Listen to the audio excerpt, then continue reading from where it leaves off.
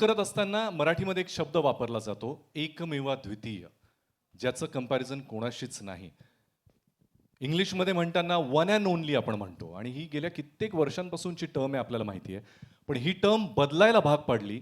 असे दोन जण आपल्याला मंचावर दिसत आहेत, ज्यांना मी कायम प्रेमानं त्यांचा उल्लेख करताना, ओळख करून देताना टू अँड ओनली म्हणतो. अजय अतुल यांच्यासाठी कडकडीत टाळ्या झाल्या पाहिजेत. मला असं वाटतं या चित्रपटाच्या निमित्तानं एखाद्या परीक्षेसाठी गणित पक्क असलेल्या विद्यार्थ्याला गणिताचा अत्यंत सोपा पेपर द्यावा आणि म्हणावं की आता बघा वेळ घे आणि सोडव. असं काहीसं बहुतेक त्यांच्या बाबतीत झालं असेल, कारण स्वतः शिवभक्त असलेले दोघंही छत्रपतींवरची अशी काही निर्मिती होते म्हटल्यानंतर त्यातल्या या अँथमचा आणि आय एम शुअर अजूनही काही गीतं आणि या सगळ्यात आपलं जे कॉन्ट्रीब्युशन आहे त्याबद्दल सगळं ऐकायला आम्ही आतुर आहोत. सुरुवात करूया अजय सर तुमच्यापासून. सगळ्यांना नमस्कार, सगळ्यांना जय शिवराय. खूप पहिलं सगळ्यात महत्त्वाची गोष्ट मला सांगावीशी वाटते या प्रसंगी, कारण आम्ही सुरुवात कशी केली वगैरे हे सगळं एक त्याला वेळ लागेल सांगत राहायला. पण आत्ता जे जे ट्रेलर पाहिलं आहे रितेश भाऊ, ज्योती मॅम, एव्हरीबडी, तेव्हापासून ना म्हणजे पहिलं ट्रेलर पाहिल्यानंतर सुद्धा, नंतर हिंदीमध्ये पाहिल्यानंतर सुद्धा ते जे अश्रू सुरू झाले होते डोळ्यातले थांबत नाहीत. भाऊ असं कधी झालं नाही. हे इतकं इतकं हृदयाला लागलंय. हे पाहायचं होतं, हेच पाहायचं होतं. Thanks lot. ह्याच्यात जेव्हा ती लाईन येते, काय ना आमच्यासाठी समहाऊ हे सगळे कलाकार आहेत, एक मातब्बर कलाकार आहेत. आम्ही राजेच बघतो, आम्ही जिजाऊच बघतो, आम्ही शहाजीराजेच बघतो. तर जेव्हा महाजिजाऊ म्हणतात ना, आम्हाला त्याचं मुडकं आणून द्या, आम्हाला माहिती आहे ते किती खोल आहे, ती जखम किती खोल आहे. आमच्यासाठी ते इमोशनलच आहे. आमच्यासाठी आम्ही बघताना सुद्धा, आम्ही ऐकताना सुद्धा, जेव्हा भाऊंनी स्टोरी सांगितली त्याही वेळेला ते तितकंच टोचत होतं, कारण त्याच्यातली धार काय ती आम्हाला माहिती आहे. सगळ्या आपल्या इतिहासप्रेमी महाराष्ट्रातले तर सगळ्याच लोकांना हे माहिती आहे आपण कसं पाहतो या गोष्टींकडे. आमच्याकरता ना एक शब्द होता, मी कायम बोलत होतो, आमचा निखिल असेल, भाऊंबरोबर बोलत होतो. तो एक ऐकलेली ओळ आहे, कायम ऐकतो आपण, शिवरायांचे आठवावे रूप, शिवरायांचा आठवावा परतावा. फक्त आठवत होतो, फक्त आठवत होतो, कारण ऐकून, वाचून, बघतो ना खूप छान वाटलं. तो बघताना खूप छान वाटला. आता हे रूप आठवून, तो प्रताप आठवून त्याबद्दल काही कंपोज करायचं आहे, ही छोटी गोष्ट झाली हो फार. ही खूप छोटी गोष्ट झाली. ती मानवंदना देता आली, तो मुजरा करता आला. आय थिंक आमच्या देवाने आम्हाला संगीतकार केलंच कारण आम्हाला हे करता यावं म्हणून. नंतर तसं आमच्याकडे काही नाही हो. आमच्याकडे फक्त या देवतेबद्दलची भक्ती आहे, त्या जोरावर आम्ही इथपर्यंत आलो आहे. आणि हे आम्ही आज करू शकलो. मी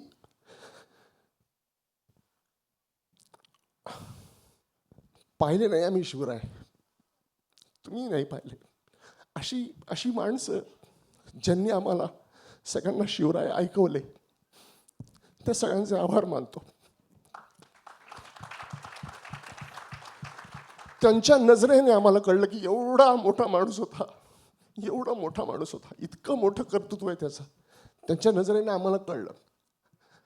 आणि आम्ही जे पण करतोय ना, आम्ही जे पण करत होतो, आम्हाला वाटत होतं नाही अजून मोठं करायला पाहिजे, हे कमी आहे, अजून करायला पाहिजे.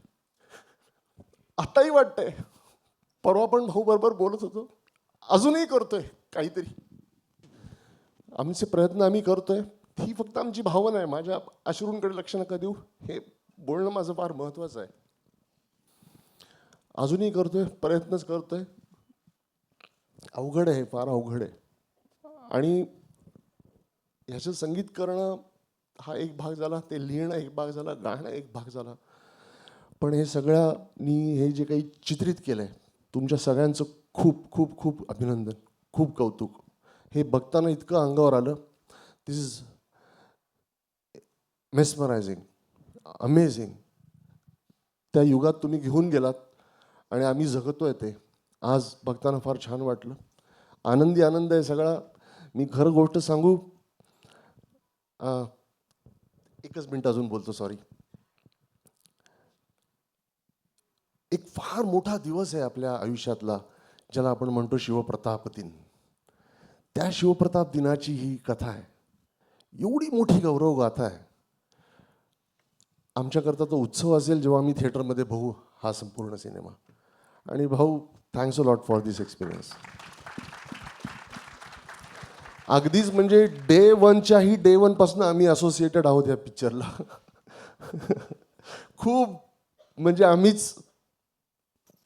काय म्हणतो त्याला, फाउंडर्स या चित्रपटाचे, तेव्हापासून असोसिएटेड आहोत. आणि शिवाजी महाराजांबद्दल काय सांगू. हे आज करतोय असं नाही गाणं, उद्या करतोय असं नाही गाणं. सतत काही ना काहीतरी त्यांच्याबद्दल चालूच असतं, मनात चालूच असतं. रोज एक नमस्कार त्यांच्याकरता होतोच. आणि हा मुजरा करता आला.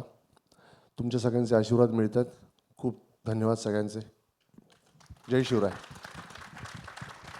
चित्रपटाचा फक्त ट्रेलर लॉन्च किंवा प्रीमियर नसून 1 मे पासून हा सगळीकडे उत्सव म्हणूनच साजरा होणार आहे आणि याची आजपासून ही नांदी आहे. मला असं वाटतं अजय सर, अतुल सर, तुम्ही इतक्या पोटतिडकीनं शिवरायांवर प्रेम करता, इतकं मनापासून भावूक होऊन त्यांच्याबद्दल बोलता, त्यांच्याबद्दल कायम मनात भावना ठेवता आणि हीच भावना तुमची या संगीतामधून सुद्धा आमच्यापर्यंत पोहोचेल, जी ऐकायला आम्ही ऑलरेडी सुरुवात केली आणि 1 मे पासून संपूर्ण जगभरात ही लाट पोहोचणार आहे. मी अतुल सर तुम्हाला विनंती करतो, तुमचा अनुभव कसा होता? आमच्या दोघांच्या भावना ज्या आहेत ते यांनी आपल्या शब्दामध्ये मांडल्या, आपल्या अश्रूमधून मांडल्या. मला एका गोष्टीचा आनंद खूप जास्त आहे की आजपर्यंत महाराजांच्या जीवनावर असे खूप सिनेमे आले किंवा कसं शिवाजी महाराज आहे ना, इतक्या आपल्या लहानपणी कुठलीही पिढी असो, आम्ही असो, आमच्या आधीची पिढी असो, आज 400 वर्षानंतर सुद्धा जगाच्या पाठीवर असा एक माणूस आहे की प्रत्येक माणसाच्या रक्तात सळसळतो. असा माणूस मला नाही वाटत पुन्हा होईल. असं व्यक्ती म्हणून आपण जर का त्यांच्याकडे बघितलं, त्यांना जर का देव आपण बघितलं तर मग सगळंच सोपं वाटतं. पण एक माणूस म्हणून त्यांच्याकडे बघितलं तर मग कळतं की हे अवघ्या 50 वर्षांच्या आयुष्यामध्ये आपण काहीच केलेलं नाही त्या माणसापुढे. आणि आंतरराष्ट्रीय पातळीवरचा असा सिनेमा होण्याची, करण्याची आमची न जाणो कित्येक वर्षांची गरज होती, इच्छा होती. ती ह्या निमित्ताने आता पूर्ण होतंय ते स्वप्न. त्यातला एक महाराजांच्या जीवनातला अतिशय खूप मोठं मोहीम, खूप मोठी एक दिवस तो आपल्याला दिसणार आहे. आणि त्याच्यासाठी मला वाटतं की एवढा मोठा सिनेमा आंतरराष्ट्रीय पातळीवरती, राष्ट्रीय पातळीवरती ह्या दोघांनी, ज्योती मॅम यांनी हे शिवधनुष्य आहे ते पेलण्याचा प्रयत्न केला आहे. आम्ही सगळे असंच म्हणू की प्रयत्न केला आहे. आणि ते कसं असतं माहिती का, महाराज छत्रपती शिवाजी महाराज हे असं व्यक्तिमत्व आहे की ज्याला जे वाटेल ना त्यांनी ते त्यांच्या आयुष्यावर काहीतरी करावं. ज्याला जे वाटेल ते, की त्याच्याबद्दल ना कोणी विचार पण करू नये की काय हे कसं वाटतंय, हे कसं वाटतंय. कारण कसं असतं, प्रत्येक गोष्ट, कुठलीही महाराजांच्या आयुष्याशी निगडीत कुठलीही गोष्ट असली ना, त्याच्यामध्ये मला वाटतं की प्रत्येक माणूस, प्रत्येक महाराष्ट्रीयन, प्रत्येक भारतीय हा मला वाटतं ना, सगळेजण आपोआप आपलं एकीकडं जे आपण असतो जगाच्या पाठीवर ते, आणि महाराज म्हटलं की त्या बाबतीत प्रत्येकजण अतिशय प्रामाणिकपणे अतिशय हात जोडलेच जातात.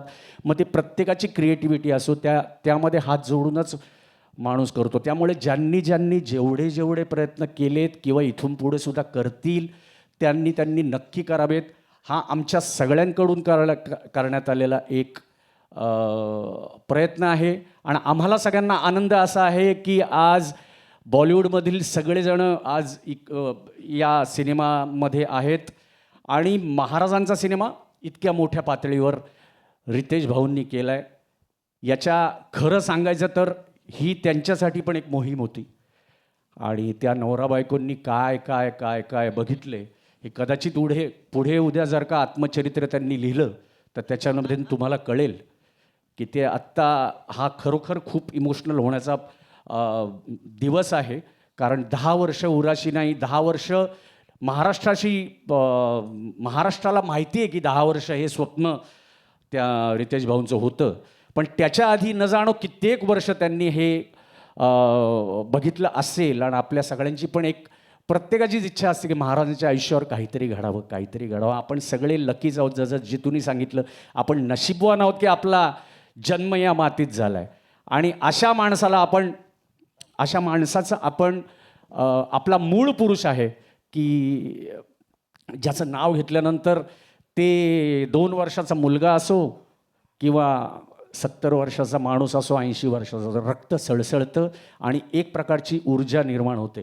आणि त्याच्यासाठी कुठलीही गोष्ट, ते तुम्ही आत्ता काय ते चाललंय ते मिलेनियम, जेनझी, कोणी जे काय असेल ते बघा जरा आत्ताच्या काळात सुद्धा की शिवाजी महाराज, छत्रपती शिवाजी महाराज हे एकमेव असं नाव आहे की ज्याच्यावर प्रत्येक पिढी एकत्र येते आणि प्रत्येक पिढीला तेवढाच अभिमान वाटतो. आणि तोच त्यांच्या आयुष्यावरचा एका प्रसंगाचा हा सिनेमा येतोय, याचा आम्हाला खूप आनंद आहे.